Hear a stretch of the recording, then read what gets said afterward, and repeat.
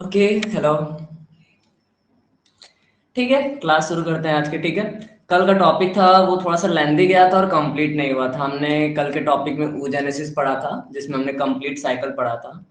वो topic complete हुआ नहीं था, उसमें अभी मतलब और भी स्टेजेस बाकी थे, वो सारे स्टेजेस हमको पढ़ने थे। ठीक है, इतने पे ही हमने क्लास ओवर कर दिया था। तो आज हमें अब आगे का पढ़ना है। ठीक है, तो यहाँ पर क्लास ओवर हुआ था, इसको यहाँ से हटा देते हैं। अब क्लास स्टार्ट हुआ है। तो कल हमने जो पढ़ा था, आज उसके आगे का साइकिल पढ़ना है। तो पहला एक्सप्लेनेशन रहता है, एक्सप्लेनेशन के बाद समझाया मतलब लिखवाया जाएगा। पहला एक्सप्लेन कर देते हैं। कल हमने क्या पढ़ा था कि सबसे पहले क्या बन रहा है, प्राइमोर्डियल फॉलिकल बन रहा है। प्राइमोर्डियल फॉलिकल बन कहाँ से रहा है? प्राइमोर्डियल फॉलिकल बन रहा है वॉल ऑफ ओवरी से, यानी ओवरी की दीवारों पे, ओवरी के जो चारों जो सेल मतलब वॉल्स हैं, उन पे जो सेल्स होती हैं वो चेंज होती हैं प्राइमरी फॉलिकल्स में। ठीक है, प्राइमोर्डियल सेल्स में क्या चेंज होती हैं। अब वो जो प्राइमोर्डियल फॉलिकल्स बन रहे हैं वो किस में जाते हैं, फिर जो नेक्स्ट स्टेज रहता है वो जाता है मतलब उस साइड में। ठीक है, एक एक चीज को एक्सप्लेन करते हुए चलते हैं। तो यहाँ पर हमें दिख रहा है प्राइमोर्डियल फॉलिकल्स। ठीक है, प्राइमोर्डियल फॉलिकल्स आगे चल के चेंज किस में होता है, प्राइमरी फॉलिकल्स में। ठीक है, सारे स्टेजेस को देखना है बस। प्राइमरी फॉलिकल्स जो है इसका फर्स्ट स्टेज रहता है। प्राइमरी फॉलिकल्स जो रहता है इसके वो चारों फॉलिकल्स पाए जाते हैं, बीच में oocyte रहता है, यानी बीच में अंड कोशिका रहती है, चारों ओर क्या रहता है, फॉलिकल्स, यानी चारों ओर पुट्टिकाएं पाई जाती हैं। अब नेक्स्ट स्टेज में क्या हमें पढ़ना होता है कि ये जो पुट्टिकाएं हैं, ये पुट्टिकाएं आगे चल के अपने आप को डिवाइड करती हैं, दो लेयर बना रही है, जिसे क्या कहा जा रहा है, ग्रेनुलोसा सेल्स कहा जा रहा है। अभी ये कोशिकाओं के लेयर में, और कौन सी कोशिकाओं के लेयर में, ग्रेनुलोसा कोशिकाओं में।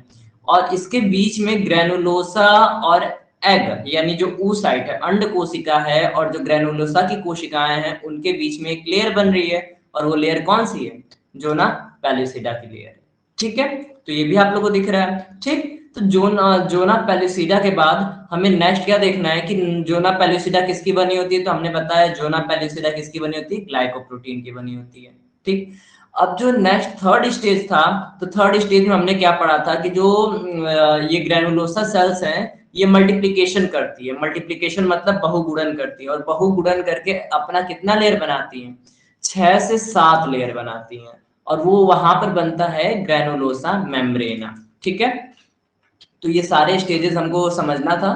तो यहाँ पर आप लोग देख सकते हैं, यहाँ पर लिखा हुआ है। ठीक है, ग्रेनुलोसा सेल्स थर्ड स्टेज में, फोर्थ स्टेज में क्या बन रहा है, यहाँ पर ग्रेनुलोसा सेल्स की 3-4 लेयर बन जा रही, जिसे क्या कहेंगे, मेम्ब्रेना ग्रेनुलोसा कहेंगे। ठीक है, ये 3-4 लेयर बन रही, बीच में एक फ्लूइड भरता है, और वो फ्लूइड जो रहता है वो अपना एक मीडियम बनाता है। ठीक, वो ब्लैंक स्पेस का मीडियम है। और जो ये जो थीका लेयर है, ये मतलब इसका भी फॉर्मेशन होता है। थीका जो रहती है ज्वाइंट रहती है ग्रेनुलोसा और जोना पेलुसिडा के बीच में, और आगे चल के एक आउटर सेल वॉल बनाती है। तो कल का जितना हमने पढ़ा था, ये कोरोना रेडिएटा, जोना पेलुसिडा, और इसमें जो क्यूमुलस ओवेरिकस था ये हमने नहीं पढ़ा था। तो अब हम कल के आगे पढ़ेंगे। ठीक है, तो कल हमने फोर्थ स्टेज तक लगभग पढ़ा था। फोर्थ के बाद हम डायरेक्टली एक्सप्लेन कर दिए थे कि ऐसा ऐसा होता है, बीच में जो एक फ्लूइड बनता है, उस फ्लूइड को एंट्रम कहते हैं, यहाँ तक बताया था। ठीक है, अब आगे क्या आता है, जो सेकेंडरी oocyte है। ठीक है, ये सेकेंडरी फॉलिकल है, और ये सब ये जो oocyte है कैसी oocyte है, सेकेंडरी oocyte है। ठीक है, अब यहाँ से हम अपना एक्सप्लेनेशन धीरे धीरे स्टार्ट करते हैं। तो जो सेकेंडरी oocyte होता है उसमें क्या होता है, मतलब मियोसिस सेकेंड होता है। मियोसिस सेकेंड का मतलब कल जो पढ़े थे हम लोग, कल हम लोग सिर्फ यहीं तक पढ़े थे कि फर्स्ट मैचुरेशन डिवीजन हुआ। फर्स्ट मैचुरेशन डिवीजन के बाद एक पोलर बॉडी बन रही है, एक सेकेंडरी oocyte बन रहा है। बस हमने यही पढ़ा था, और यहाँ पर पढ़ने के बाद हमने ब्रेक लगा दिया था। ठीक है, अब हमें आगे पढ़ना है। तो उसके बाद फिर सेकेंड मैचुरेशन डिवीजन माइटोसिस दिख रहा है। ठीक है, तो जब सेकेंड मैचुरेशन डिवीजन माइटोसिस होता है तो वहां पर क्या होता है, वहां पर धीरे धीरे अब जो ऊ साइट है वो क्या होती है, डिवाइड होती है, ठीक है। और यहाँ पर बनता है एक ग्राफियन फॉलिकल। ग्राफियन फॉलिकल का कहीं नाम नहीं दिया हुआ है शायद, यहाँ पर दिया है मैच्योर ग्राफियन फॉलिकल, ठीक है। तो अब यहाँ पर मैच्योर ग्राफियन फॉलिकल बन रही है, तो इसमें हमें अब धीरे धीरे इसके एक एक स्टेज को समझना होगा। फॉलिकल मतलब जो गुहा होती है, ये जो बीच की गुहा है ये बढ़ती जाती है, ठीक है। और ये बढ़ती जाएगी बढ़ती जाएगी, बढ़ते बढ़ते दो लेयर मतलब ये ब्रस्ट हो जाती है। बस्ट होने का मतलब ये फट जाती है, ठीक है। कौन सी, ये जो बीच में फॉलिकल है, यानी जो बीच में फ्लूइड भरा रहता है, ये भरते भरते भरते भरते इतना भर जाता है कि ये अंडाशय की दीवारों पर उभरने लगता है, और उभरने के बाद फट जाता है। फटने के बाद दो लेयर बनाता है। पहला लेयर जो बनाता है वो मेडुली लेयर मतलब पेरिफेरल लेयर होता है। ये जो ऊपर वाला लेयर दिख रहा है ये पेरिफेरल है, और दूसरा जो बनाता है वो मेडुली लेयर बनाता है, ठीक है। नाम में कंफ्यूजन होगा थोड़ा, तो लिखने के बाद सारा कुछ क्लियर हो जाएगा, इसलिए इसके बारे में उतना सोचना नहीं, बस सुनते जाइए कैसे कैसे क्या प्रोसेस हो रही है। तो जो मेडुली लेयर होती है वो मेम्ब्रेना ग्रैनुलोसा की ही मोटी लेयर होती है, जो कि सेकेंडरी oocyte यानी जो सेकेंडरी फॉलिकल है इसको कंप्लीटली घेरे हुए रहती है, ठीक है। तो इतना हुआ। उसके बाद इसमें जो लॉब्यूल्स होते हैं इसी को कहते हैं क्या, क्यूमुलस ओवेरिकस। तो ये जो सेकेंडरी फॉलिकल को ग्रेनुलोसा की लेयर घेरे हुए इसी को क्या नाम दिया है, क्यूमुलस ओवेरिकस। और इसमें से ये जो पुट्टिकाएं हैं ये फट के अलग हो जा रही है, और ये बना रही है एक पेरिफेरल लेयर, जिसमें क्या हो रहा है, एक ल्यूटियम सेल बन रहा है। कॉर्पस ल्यूटियम सेल बना है, इसी को ल्यूटियम स्टेज बोला जाता है मेंसेस साइकिल में। ल्यूटियम फेज को हमको पढ़ना है। कॉर्पस जो है, कॉर्पस ल्यूटियम जो है, ये एक एंडोक्राइन ग्लैंड है जिससे 4 हार्मोन निकलते हैं, जिसके बारे में हमने कल थोड़ा सा बताया था, ठीक है। उसके बाद नेक्स्ट में क्या होता है, जो ग्राफियन फॉलिकल है वो मतलब इसी स्टेज में ये जो ग्राफियन फॉलिकल है जब परिपक्व होती जाती है, हमने इसी चीज को समझाया कि जब ये परिपक्व होती जाएगी यानी जब मैच्योर होती जाएगी, तो मैच्योर होते होते होते दिन प्रतिदिन ये क्या होगी, बड़ी होगी। और बड़ी होते होते एक स्टेज पे जाके ये फट जाती है, और फटने के बाद इसमें से oocyte आगे मतलब oocyte सेकेंडरी oocyte बन के द्वितीय अंड कोशिका बन के बाहर आ जाता है, और एक जो बन जाती है कॉर्पस ल्यूटियम की कोशिका, ठीक है। और ये जो अंड कोशिका बाहर निकला है, अब इसका कोई और यूज नहीं है, ये कंप्लीटली ओव्यूलेशन में oocyte रिलीज्ड, यानी जो यहाँ पर oocyte बन रहा है ये ओव्यूलेशन यानी अंडोत्सर्ग की प्रक्रिया में रिलीज हो जाएगा। यानी ये सबसे पहले ये जाएगा फ्लूइड में। किस फ्लूइड में जाएगा, इस फ्लूइड में जाएगा, ठीक है। तो जो ओवरियन फ्लूइड होता है, ये जो ओवेरियन फ्लूइड है, तो ये कंप्लीटली इस फ्लूइड में चल जाता है, ठीक है। अब ये मतलब जो मेडुला वाला पार्ट दिख रहा है ये आपका फ्लूइड है, ठीक है। इस फ्लूइड से जाते हुए कहाँ चल जाता है, ये नलिका में चल जाता है, ओविडक्ट में चला जाता है, या फिर फैलोपियन नलिका कह सकते हैं, ठीक है। तो यहाँ पर जो oocyte रिलीज हो रहा है ये तो फैलोपियन नलिका में चल जाएगा, ठीक है।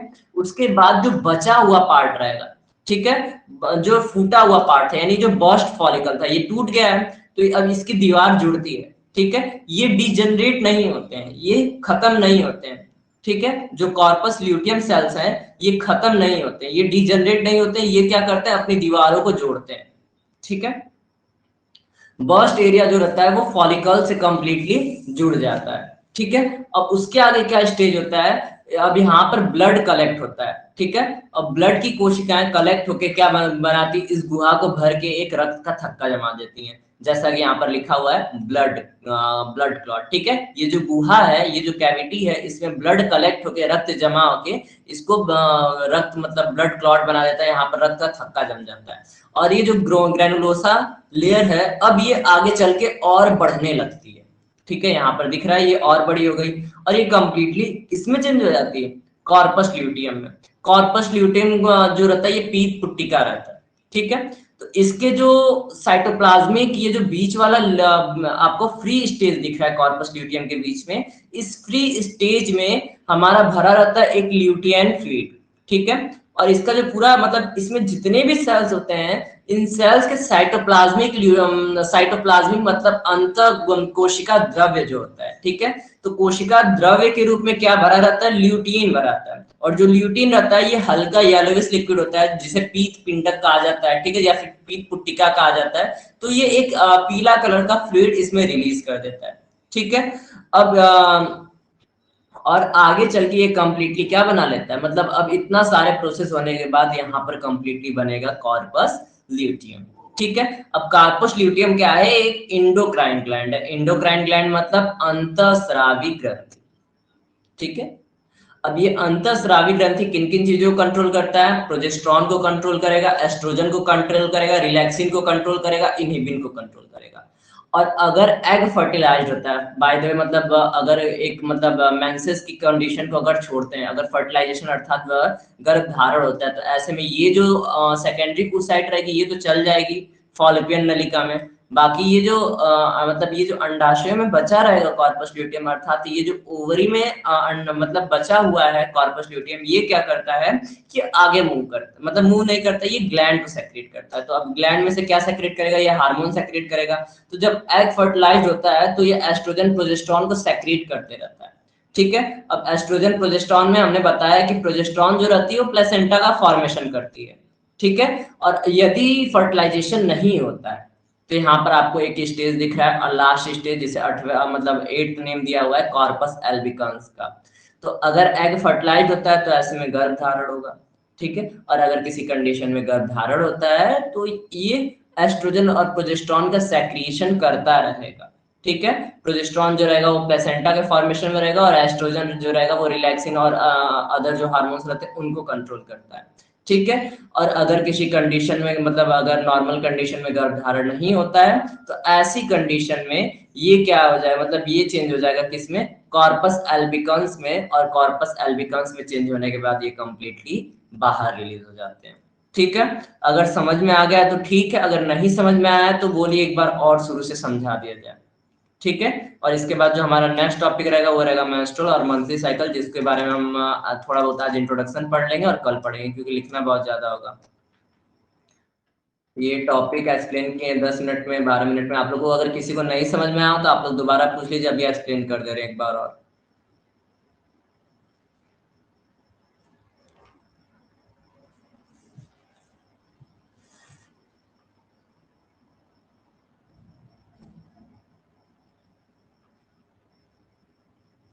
हमें लग भी रहा था एक बार और क्योंकि बहुत कॉम्प्लिकेटेड है, ठीक है। एक बार और एक्सप्लेन करते हैं,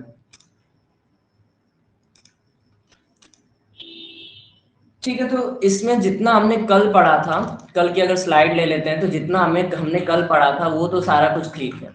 जो हमने कल पढ़ा था oogenesis में क्या पढ़ा था कि पहले प्राइमरी oocyte रहता है, ठीक है। पहले प्राइमरी oocyte रहता है, ये क्या हो रहा है, एक सेकेंड, ठीक है। तो पहले प्राइमरी oocyte रहता है जो कि फ्लैट स्क्वेमस फॉलिकुलर सेल्स के द्वारा घिरा रहता है और पूरे स्ट्रक्चर को क्या करते हैं, प्राइमोर्डियल फॉलिकल। पहला स्टेज प्राइमोर्डियल फॉलिकल का हुआ, ठीक है। शॉर्ट ही में समझाएंगे, ज्यादा लॉन्ग नहीं करेंगे। तो और ये जो इंट्रोडक्शन है इस इंट्रोडक्शन को ज्यादा नहीं ले रहे हैं, ठीक है। तो सबसे पहले जो चार्ट पे अगर आ जाए तो चार्ट में जितना कुछ था, सबसे पहले प्राइमरी फॉलिकल से घिरा हुआ एक प्राइमोर्डियल सेल होता है, प्राइमोर्डियल जर्म सेल, ठीक है। यहाँ पर लिखा हुआ है प्राइमोर्डियल जर्म सेल, ठीक है। और ये जो प्राइमोर्डियल जर्म सेल है ये रिलीज कहाँ होता है, ये रिलीज होता है ओवरी के सेल वॉल से, ठीक है। शॉर्टली एक्सप्लेन करें, ध्यान से समझिएगा। जो प्राइमोर्डियल फॉलिकल्स है यहाँ पर आपको लिखा हुआ दिख रहा है क्या, प्राइमोर्डियल फॉलिकल्स, ठीक है। तो ये जो प्राइमोर्डियल फॉलिकल्स है ये रिलीज कहाँ से हो रहा है, ये ओवरी के सेल वॉल से रिलीज हो रहा है। अब ये प्राइमोर्डियल जो फॉलिकल्स है ये चेंज होता है किसमें, एग में, oocyte में। तो इसके चारों ओर एक प्राइमरी फॉलिकल्स की एक लेयर बनती है, ठीक। तो ये हो गया इसका फर्स्ट स्टेज। सेकेंड स्टेज क्या है, सेकेंड स्टेज में जो प्राइमरी फॉलिकल्स हैं, ठीक है, मतलब प्राइमोर्डियल फॉलिकल है पहले स्टेज में, प्राइमोर्डियल फॉलिकल यानी जो कोशिका रिलीज हुई थी उसको दिखाया। सेकंड इनके चारों जा रही है, बीच में एक oocyte रहा है, इसको प्राइमरी फॉलिकल्स दिया हुआ है, ठीक है। थर्ड फॉलिकल्स हैं जो चारों ओर के फॉलिकल सेल्स हैं, ये क्या करते हैं, मल्टीप्लिकेशन करने लगते हैं, बहुगुणन करने लगते हैं। तो बहुगुणन जब करते हैं तो ऐसी कंडीशन में यहाँ पर अभी 2 लेयर बनी हुई है, आगे चल के 6 से 7 लेयर बनती है, ठीक है। और जब ये लेयर बनती है तो बीच में एक ग्लाइकोप्रोटीन की लेयर बनती है, ठीक है। और ग्लाइकोप्रोटीन की जो लेयर बनती है उसको क्या नाम देते हैं, जोना पेल्यूसिडा नाम देते हैं, ठीक है। तो ये थर्ड स्टेज क्लियर है। फोर्थ स्टेज में क्या बता रहे हैं कि ग्रैनुलोसा की जो सेल्स होती हैं ये मल्टीप्लिकेशन करती हैं, ठीक है, बहुगुणन करती हैं। अर्थात यहाँ पर आपको 2 लेयर दिख रहा है, ये आगे चलते चलते 6 से 7 लेयर बनाती हैं, ठीक है। तो जो 6 से 7 लेयर बनती है उसे क्या नाम देते हैं, मेम्ब्रेना ग्रैनुलोसा नाम देते हैं, ठीक। तो एक मेम्ब्रेना ग्रैनुलोसा की नाम बनी, एक जोना पेल्यूसिडा की लेयर बनी। और जो जोना पेल्यूसिडा और मेम्ब्रेना ग्रैनुलोसा के बीच में एक लेयर बनती है जिसको नाम देते हैं थीका इंटरना, और ये आगे चल के एक आउटर मेम्ब्रेन बनाती है जिसे थीका नाम दिया जाता है, ठीक है। अब यहाँ से ये फोर्थ स्टेज में धीरे धीरे पहुंचता है, अर्थात ये जो प्राइमरी फॉलिकल था यानी जो प्राथमिक पुटिका थी, प्राथमिक अंडपुटिका थी, ये यहाँ पर सेकेंडरी फॉलिकल बनाता है, अर्थात द्वितीयक अंडपुटिका बनाती है, ठीक। यहाँ तक क्लियर एकदम। अब अगर आगे की बात करते हैं तो नेक्स्ट में क्या लिखा हुआ है, मैच्योर ग्राफियन फॉलिकल। तो अब अगर इस स्टेज को समझना है तो इसमें क्या होता है कि इसमें अब धीरे धीरे जो सेकेंडरी फॉलिकल होता है, सेकेंडरी फॉलिकल मैच्योर होता है, तो इसमें भी डिवीजन होता है। अगर ये मतलब इसका एक चार्ट जो है, चार्ट लेते चलें तो ये इसका चार्ट हो गया, ठीक है। तो अब इसमें क्या दिखाया हुआ है कि पहले प्राइमोर्डियल जर्म सेल है, ये मल्टीप्लिकेशन हुआ तो क्या बनाया, एक ऊगोनिया बनाया यानी प्राइमरी oocyte बनाया, तो प्राइमरी oocyte हमने देखा। फिर यहाँ पर फर्स्ट मैचुरेशन डिवीजन होगा, ठीक है। तो फर्स्ट मैचुरेशन डिवीजन में एक पोलर बॉडी बनेगी और एक जो बनेगा एग सेल बनेगा, ठीक है। अगर इसको देखा जाए तो यहाँ पर हमारा यही स्टेज को बता रहा है, ठीक है। इसके बाद अब इनमें क्या होता है, सेकंड मैचुरेशन डिवीजन होता है। जब सेकंड मैचुरेशन डिवीजन होगा तो यहाँ पर क्या बनेगा, ग्राफियन फॉलिकल बनेगा। सेकंड मैचुरेशन डिवीजन को ही कहते हैं वेस्कुलर या फिर ग्राफियन फॉलिकल, जिसे मैच्योर फॉलिकल भी कहा जाता है, ठीक है। तो इसमें क्या बन रहा है, अब इसमें जो मैच्योर मतलब अब इसमें क्या होता है, जो ग्रैनुलोसा है वो 2 लेयर में बट जा रहा है। अब इसमें 2 पार्ट हो गए, ठीक है। अभी बटे नहीं है लेकिन इसमें 2 पार्ट हो गए। एक मेम्ब्रेना ग्रैनुलोसा का एक इंटरनल लेयर हो गया जिसमें फ्लूइड भरा हुआ है, और एक oocyte का लेयर हो गया, ठीक है। तो डबल बन गया। अब ये आगे चल के डिवाइड करते हैं। जब आगे चल के डिवाइड करेंगे तो एक पेरिफेरल बनाएगा और एक मेडुली लेयर बनाएगा। ये वाला जो ऊपर वाला ये क्या है, पेरिफेरल लेयर है, दूसरा क्या है, मेडुली लेयर है। मेडुली लेयर अराउंड एग पाया जाता है, यानी एग के चारों ओर पाया जाता है, ठीक है। और मोटा होता है थोड़ा सा। और इसमें जो मतलब इन दोनों के बीच में जो ज्वाइंट रहता है, यानी ये जो मेडुली लेयर के एग के चारों ओर का जो लेयर है ये क्या है, मेडुली लेयर है, ठीक है। और मेडुली लेयर और जोना पेल्यूसिडा के बीच में जो ज्वाइंट रहता है इसी को बोला जाता है क्या, क्यूमुलस ओवरिकस, जिसे यहाँ पर नाम में दिखाया हुआ है, ठीक। अब क्यूमुलस ओवरिकस के बाद देखा जाए तो जो ग्राफियन फॉलिकल है, ग्राफियन पुट्टिका है, ये आगे चल के डेवलप होकर बर्स्ट हो रही है, बर्स्ट होकर 2 पार्ट बना रही है, ठीक है। तो इसमें एक जो एग जो रिलीज हो रहा है, ये एग कंप्लीटली किस में चला जाता है, फैलोपियन नलिका, फैलोपियन ट्यूब में चला जाता है for the process of fertilization, ठीक है। अर्थात निषेचन की प्रक्रिया के लिए कंप्लीटली किस में चल जाता है, फैलोपियन नलिका में चल जाता है। फैलोपियन नलिका कैसी होती है, सिलिएटेड होती है, अर्थात रोमाभियुक्त रहती है, अर्थात उसमें छोटे छोटे रेशेदार ब्रशनुमा रुए निकले रहते हैं जो कि उनके मूवमेंट में हेल्पफुल रहते हैं। और किस मीडियम से होके जाता है, मेडुला मीडियम से होके जाता है, जैसा कि हम उस एग वाले चार्ट में हम लोग देख सकते हैं कि दिया हुआ है मेडुला, ठीक है। यानी ये जो मेडुला मीडियम है, ये मेडुला मीडियम से होता है, वो कहाँ चला जाएगा, फैलोपियन नलिका में चला जाएगा, ठीक है। तो अब इसमें जो उसके आगे की जो प्रोसेस है उसमें क्या होता है, मतलब ये जो प्रोसेस है एग, इतना तो क्लियर कर लीजिए कि ये जो एग है यहाँ पर जो सेकेंडरी oocyte बना हुआ है, cells of corona radiata zona pellucida, इसको मान लीजिए कि कंप्लीटली बर्स्ट होके किसमें चले जाने वाला है, ये चले जाने वाला है फैलोपियन नलिका में। और इस फैलोपियन नलिका में जाने वाले प्रोसेस को क्या कहते हैं, ओव्यूलेशन यानी अंडोत्सर्ग की प्रक्रिया। अंडोत्सर्ग की प्रक्रिया मासिक चक्र के 14वें दिन ठीक होती है, अगर चक्र 28 दिन का है तो। अगर 35 दिन का है तो ऐसे में वो 14वें दिन की जगह 18वें दिन जा सकता है। और अगर मतलब मैक्सिमम माना जाता है 45 दिन का होता है, मिनिमम माना जाता है कि 20 दिन का होता है, तो वो डिपेंड करता है इसके रिलीज होने का जो ड्यूरेशन होता है, यानी जो सेकेंडरी oocyte है उसके रिलीज होने का ड्यूरेशन माना जाता है at the cycle of period, ठीक है। पीरियड्स के जो साइकिल होते हैं उस पर वो कंप्लीटली डिपेंड रहता है। अब जो बचा हुआ पार्ट है, बचा हुआ पार्ट कौन सा, ये जो ग्रैनुलोसा सेल्स का बचा हुआ पार्ट है, ये किसमें चेंज हो रहा है, अब ये धीरे धीरे डेवलप हो रहा है। और इसमें इसके बीच में जो सेल्स थे, ये जो बर्स्ट एरिया था, बर्स्ट मतलब जो फटा हुआ एरिया था, यहाँ से फट के निकला था, तो ये जो फटा हुआ एरिया है यहाँ पर धीरे धीरे जो फॉलिकल सेल्स होंगे यानी जो बचे हुए पुट्टिका कोशिकाएं होंगी, ये धीरे धीरे मल्टीप्लिकेशन करके इसको इन जगहों को भर लेंगी, ठीक है। और यहाँ पर लिखा हुआ है ल्यूटियल सेल्स। अब तक ये क्या थे, ये फॉलिकुलर सेल्स थे, यहाँ पर आके ल्यूटियल हो गए। तो इनके कोशिका द्रव्य में अर्थात फॉलिकुलर कोशिका, ये जितनी भी कोशिका आपको दिख रही है ब्लड क्लॉट के चारों ओर की जितनी भी कोशिकाएं दिख रही हैं, इन कोशिकाओं में जो द्रव भरा रहेगा अंतर मतलब कोशिका द्रव्य जो भरा रहेगा वो ल्यूटियल भरा रहेगा। और ल्यूटियल क्या है, एक हल्का सा पीला कलर का द्रव है कंप्लीटली, ठीक है। तो जो पीला कलर का द्रव होता है वो क्या बनाता है, कंप्लीटली मतलब इनके अंदर भर जाता है, जिसकी वजह से एक ऐसी कोशिकाएं हो जाती है, ल्यूटियल कोशिका हो जाती है। और ये जो फॉलिकुलर सेल्स हैं ये मल्टीप्लाई होकर, अर्थात जो ल्यूटियल सेल्स हैं ये मल्टीप्लाई होकर ये जो बर्स्ट एरिया है, जो फटा हुआ एरिया है, इसको कंप्लीटली भर देती हैं, ठीक है। बाकी सारा स्ट्रक्चर सेम है।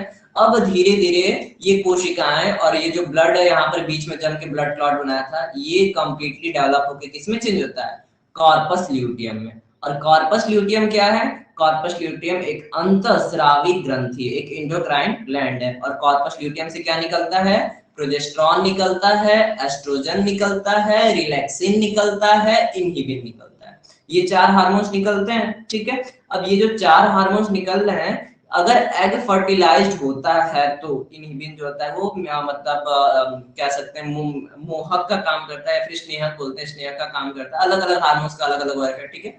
तो अगर एग फर्टिलाइज्ड होता है तो अब कॉर्पस ल्यूटियम क्या होता है, कॉर्पस ल्यूटियम को डीजनरेट होना होता है। असल में कॉर्पस ल्यूटियम को कॉर्पस एल्बिकन्स बन के खत्म होना होता है, ठीक है। बट अगर एग फर्टिलाइज्ड होगा तो ये खत्म नहीं होते, खत्म नहीं होने के बजाय ये क्या करते हैं, इसकी बजाय वो क्या करते हैं, एस्ट्रोजन और प्रोजेस्टेरॉन का स्राव जारी रखते हैं। और एस्ट्रोजन और प्रोजेस्टेरॉन क्या करता है, oestrogen help in fertilization and progesterone help in the formation of placenta. अगर फर्टिलाइज होता है तो फर्टिलाइजेशन में एस्ट्रोजन हेल्प करता है, और जो प्रोजेस्टेरॉन रहेगा वो प्लेसेंटा का फॉर्मेशन करता है। प्लेसेंटा मतलब अपरा, अपरा के बारे में हमने बताया, जब बच्चे से जो माँ की नाल जुड़ी रहती है उसी को प्लेसेंटा कहा जाता है, ठीक है।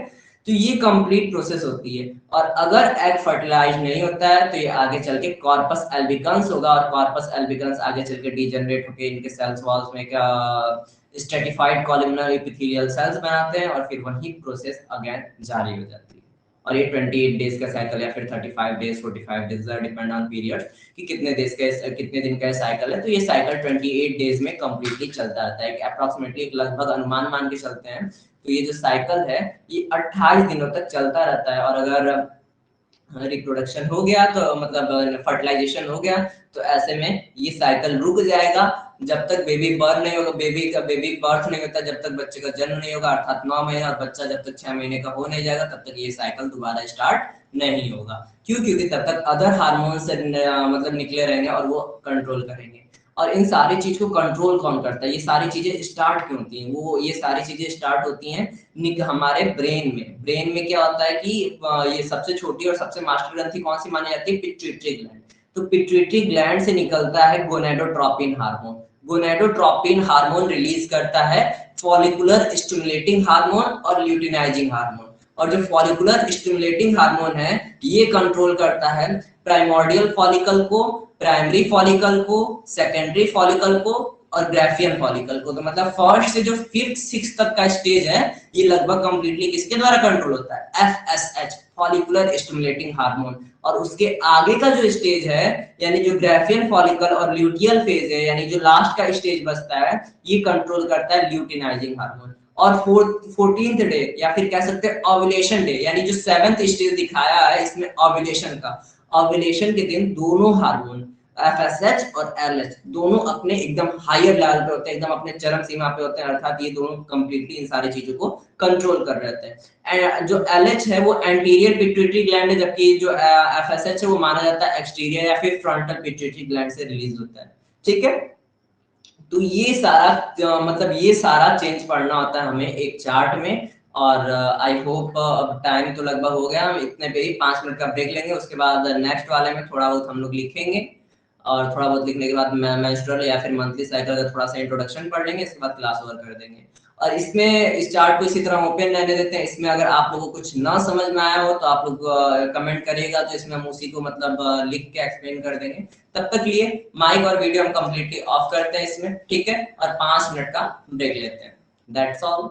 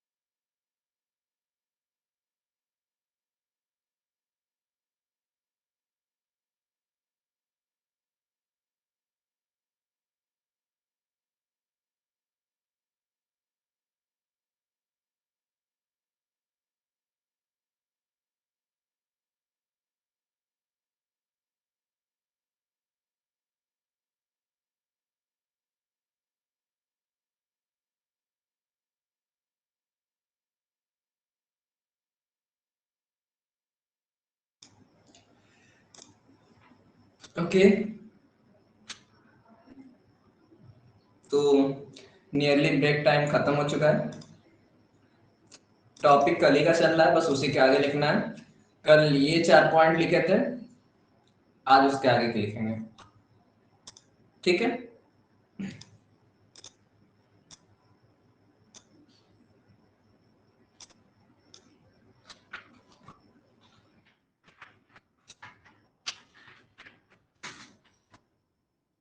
तो अभी बस लिखना है और कुछ नहीं करना है।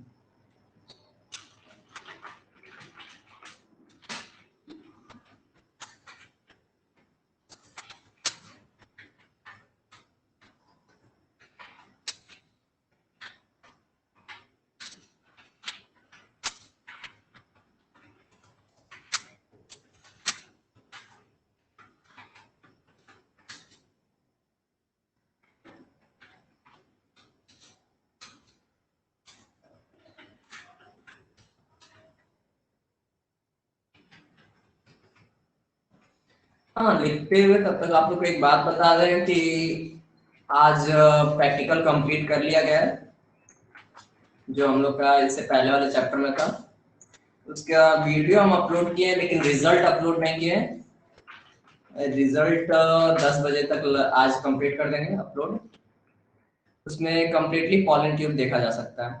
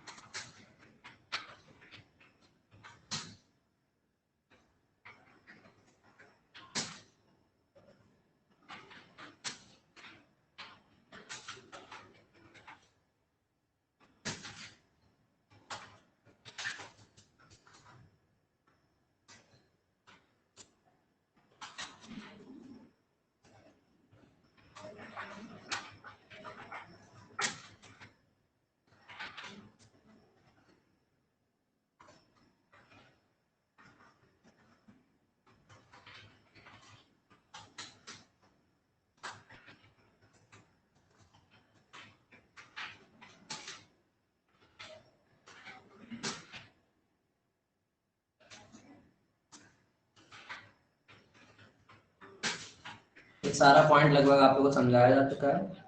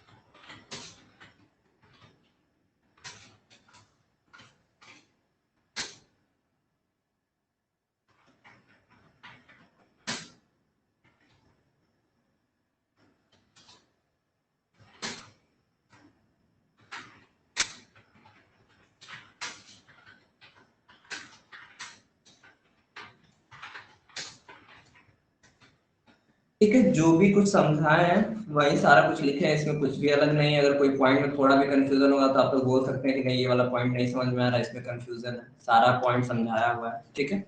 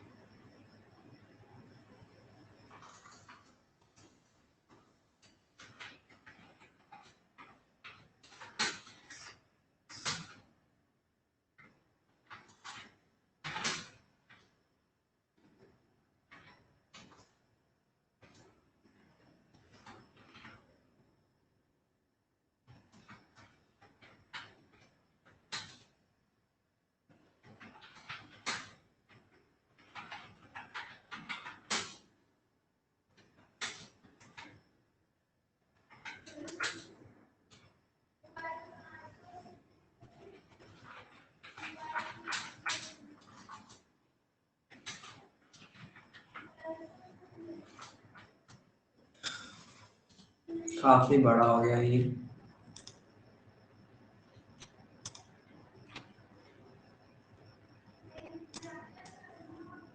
इसको थोड़ा सा और छोटा करते हैं क्योंकि अभी इसमें और टॉपिक है।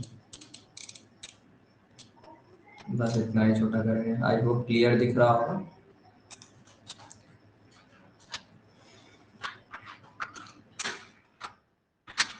ये कंप्लीट प्रोसेस एक ही में लिखना है जितनी प्रोसेस थी। कल आधी प्रोसेस पढ़े थे तो आधा प्रोसेस यहाँ oogenesis के बाद का लिखा हुआ है, बाकी जो आगे का प्रोसेस था वो इसमें लिख दिए हैं, ठीक है। और हिंदी में सबका समझाएं। अगर आप लोग को वर्ड मीनिंग में प्रॉब्लम होगी तो उसका भी आप लोग लिख के ग्रुप में भेज दीजिएगा। मतलब जितने भी वर्ड्स का कंफ्यूजन होगा उसका उसको आप लोग ग्रुप में लिख के भेज दीजिएगा। उसका हिंदी हम आप लोग को लिख के भेज देंगे उस तरह। आई होप वर्ड में ज्यादा कंफ्यूजन नहीं होगा, सबका हिंदी हम बता ही देते हैं।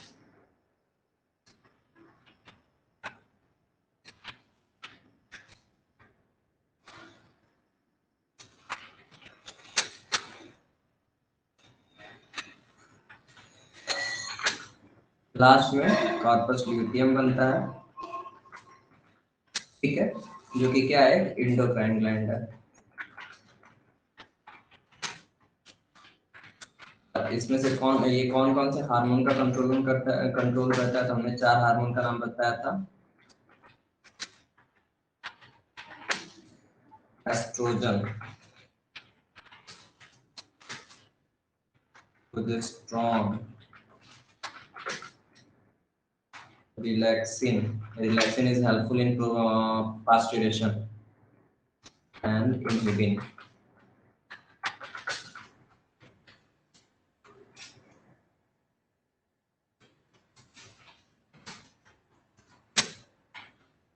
अगर एग जो है वो फर्टिलाइज्ड होता है देन जो कॉर्पस ल्यूटियम है वो क्या सेक्रेट करता रहता है, सेक्रेट एस्ट्रोजन। एक्चुअली सेक्रेट नहीं है, सेक्रेट पहले भी कर रहा था, कॉन्टिन्यू मतलब जारी रखता है।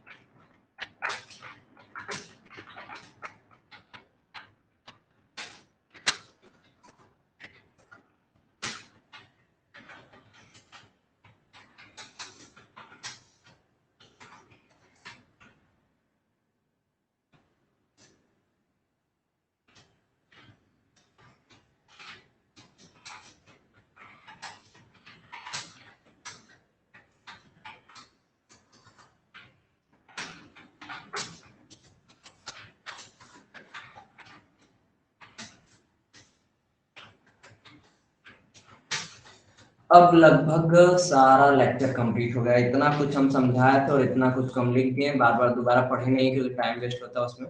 8:45 हो गया, 15 मिनट लिखने में हो गया। तो मेंस्ट्रुअल और मंथली साइकिल, रजोधर्म, रजो चक्र, मासिक चक्र या फिर रजोस्राव, जितना भी इसके नाम है अलग अलग, उसको आज थोड़ा सा इंट्रोडक्शन में पढ़ लेंगे, उसके बाद आगे का नेक्स्ट डे पढ़ा जाएगा। और मेंस्ट्रुअल साइकिल में कुछ लिखेंगे नहीं, बस थोड़ा सा लेक्चर देंगे। तब तक आप लोग इसको लिख लीजिए, ठीक है।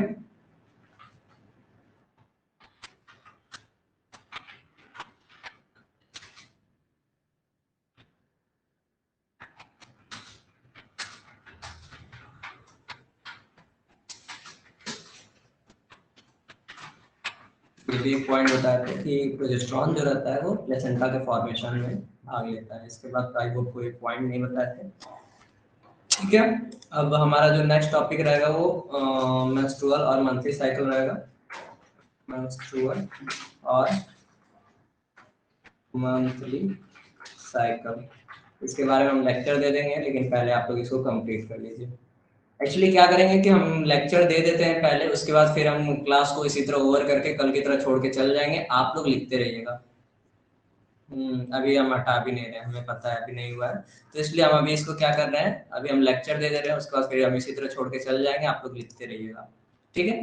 तो मतलब अब मेंस्ट्रुअल का मतलब अगर इंट्रोडक्शन लिया जाए तो मेंस्ट्रुअल के जो स्टार्टिंग फेज होती है, यानी जो मासिक चक्र का जो स्टार्टिंग फेज होता है वो कब होता है, 11 से 12 वर्ष की आयु में होता है, जिसे क्या कहते हैं, मेनार्की। इंट्रोडक्शन दे रहे हैं सिर्फ, ठीक है, पूरा कंप्लीट नहीं पढ़ाएंगे, पूरा हार्मोनल एक्टिविटी के साथ कल कंप्लीटली पढ़ाएंगे और कल कंप्लीटली इसको लिखाएंगे, ठीक है।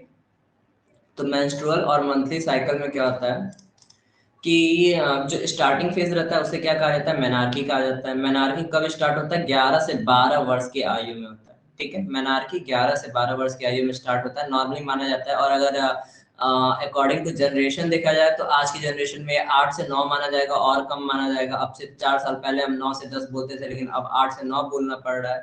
और आगे आने वाली जनरेशन में इसकी एज जो रहती है वो और कम ही होती जाएगी, ऐसा माना जा रहा है, ठीक है। तो जनरली ये मतलब अकॉर्डिंग टू बुक देखा जाए तो जब मेंस्ट्रुअल साइकिल स्टार्ट होने वाला होता है, जिस एज में स्टार्ट होता है उस एज को क्या बोलते हैं, मेनार्की कहते हैं, ठीक है। 11 से 12 वर्ष की आयु में स्टार्ट होता है। और जब ये बंद होता है अर्थात 40 से 45 वर्ष की आयु में जब इसका कंप्लीट मतलब ये कंप्लीटली बंद होता है तो उसको क्या कहते हैं, मेनोपास कहते हैं, ठीक है। यानी रजोनिवृत्ति कहा जाता है। स्टार्टिंग का तो हिंदी नहीं लिखा हुआ हमने कहीं देखा है, लेकिन जो बंद होता है तो उसे रजोनिवृत्ति कहा जाता है, अर्थात मेनोपास कहा जाता है, ठीक है। लगभग अप्रोक्सीमेटली माना जाता है कि 28 दिन का साइकिल होता है, औसतन माना जाता है कि 28 दिन का साइकिल होता है, लेकिन मिनिमम 20 दिन माना जाता है, मैक्सिमम 45 दिन माना जाता है, अलग अलग डेज के ऊपर डिपेंड रहता है, ठीक है।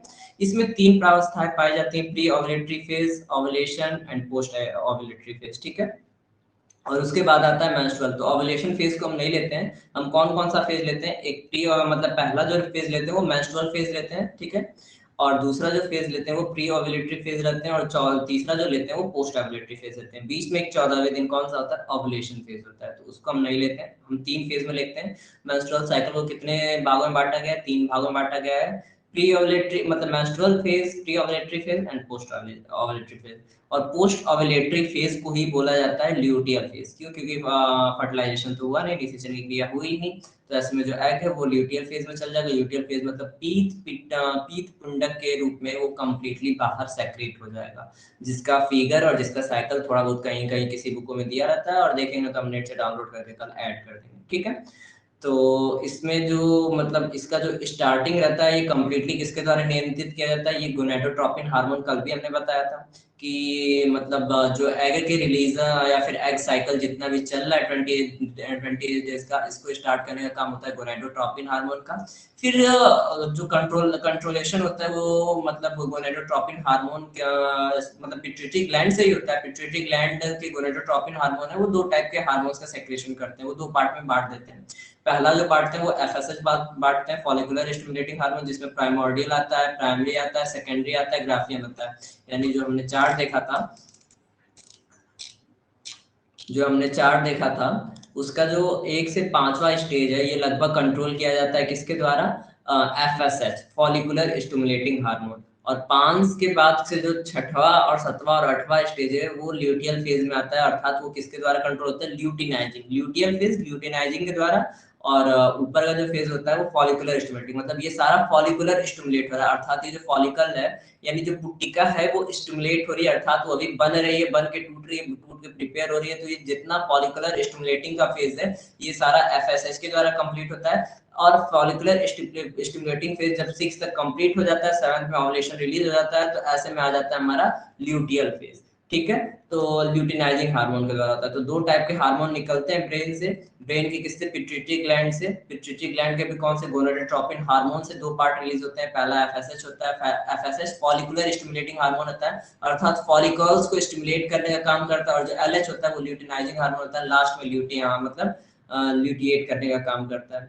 तो जो प्री ओव्यूलेटरी फेज है उसमें ज्यादातर एफएसएच काम करता है, और जो पोस्ट ओव्यूलेटरी फेज है उसमें ज्यादातर एलएच काम करता है। और 14th डे यानी ओव्यूलेशन के दिन, अंडोत्सर्ग के दिन, ये दोनों हार्मोन्स के लेवल सबसे हाई रहते हैं। उसके बाद मेंस्ट्रुअल फेज में, या मेंस्ट्रुअल फेज जो रहता है वो सेक्रेशन फेज रहता है, उसके बारे में हमें कल पढ़ना है। ठीक है, तो इतना इंट्रोडक्शन बहुत है, इसके साथ हम क्लास को यहीं पर अब ओवर कर रहे हैं। आप लोगों को कोई टॉपिक नहीं समझ में आया होगा तो आप लोग कमेंट कर सकते हैं, तब तक हम इसको ओपन करके रख देते हैं, क्योंकि इतना लंबा है कि अभी कंप्लीट नहीं हुआ होगा।